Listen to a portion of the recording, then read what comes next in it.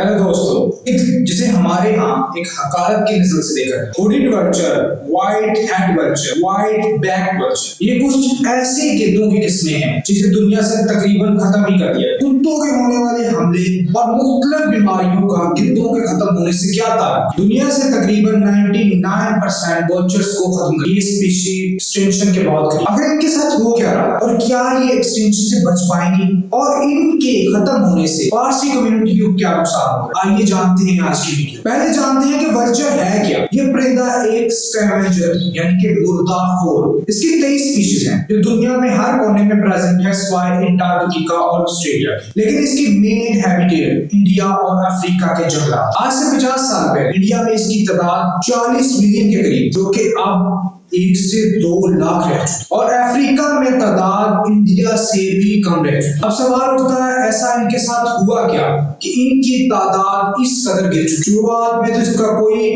पता नहीं चल रहा था, लेकिन एक मुसलसल सर्च के बाद इन दोनों इलाकों में 2 मुख्तलिफ वजूहात सामने आए। अफ्रीका में मसाई कबाइल सदियों से रह रहे हैं। ये पहले अपने खाने का इंतजाम शिकार करके किया, लेकिन अब ये लोग लाइफ स्टॉक भी पा रहे हैं। ये जंगलात में रहने वाले लोग जंगली जानदारों के बहुत करीब हैं। इनसे न सिर्फ इन्हें बल्कि इनके लाइफ स्टॉक को भी खतरा हो। शेर, चीते इनके जानवरों को खाते हैं और इनको नुकसान होता है। इस नुकसान को बचाने के लिए इन्होंने बहुत खतरनाक चीज इस्तेमाल करना स्टार्ट किया। ये जानवर को ज़िबा करते, उस पर कार्बोफ्यूरॉन पॉइजन लगाकर उसे जंगल में फेंक। उस गोश्त को शेर और चीते खाते, जिसके बाद वो खुद मर जाते। ये कहानी यहाँ पर खत्म हो जानी चाहिए थी।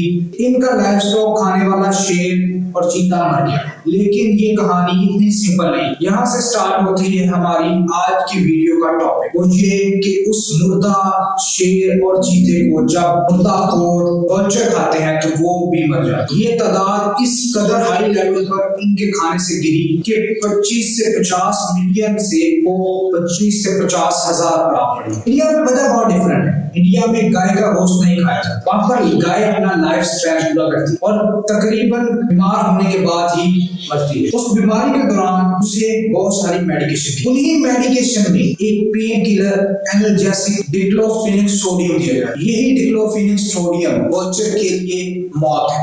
डिक्लोफेनेक सोडियम की 30 ml की वायर 800 वर्चर्स को मार सकती है। ये ड्रग जो इंसान और गाय के लिए पेन किलर है, ये वर्चर की किडनी को फेल कर देती है, जिसके बाद वो घंटों में मर जाता है। अब ये सवाल उठता है कि कोई नहीं, एक जानवर मर गया, उससे हमें क्या नुकसान? उसका नुकसान ये होता है कि जानवर जब मरता है तो उसकी लाश को ठिकाने लगाने का मसला, और वो लाश ठिकाने लगाने में गिद्धे काम आते। लेकिन जब से गिद्धों की तादाद कम हो गई है, जानवर वहां पर पड़ा डिकम्पोज, उससे होता ये है कि रेबीज और एंथ्रेक्स जैसी बीमारियां फैल रही हैं। गिद्धों के लेते में इस कदर ताकतवर तेजाब होते हैं जो कि एंथ्रेक्स और रेबीज को खत्म कर देते हैं और गिद्धे 30 मिनट में एक पूरे बड़े जानवर को बिल्कुल खत्म कर सकते हैं। अब रेबीज और एंथ्रेक्स की वजह से दूसरे जानवरों में बीमार कुत्ते इंसानों पर हमला कर रहे हैं और इनकी तादाद दिन ब दिन बढ़ रही है। अगर गिद्धों को मुकम्मल खत्म कर दिया गया, जो थोड़ी बहुत वो काम कर रही थी,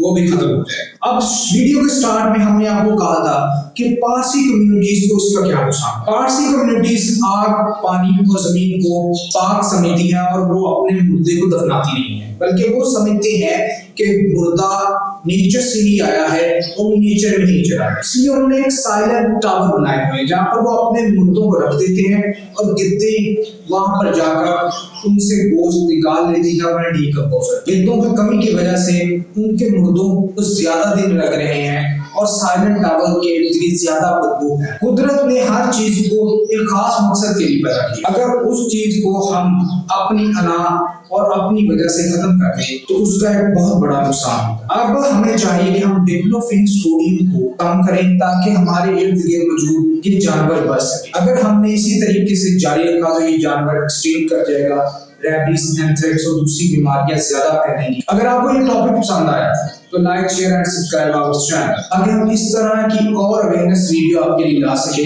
और आपको इस चीज का फायदा हो और आपको ये पता हो कि हमारे इर्द गिर्द हो क्या रहा है।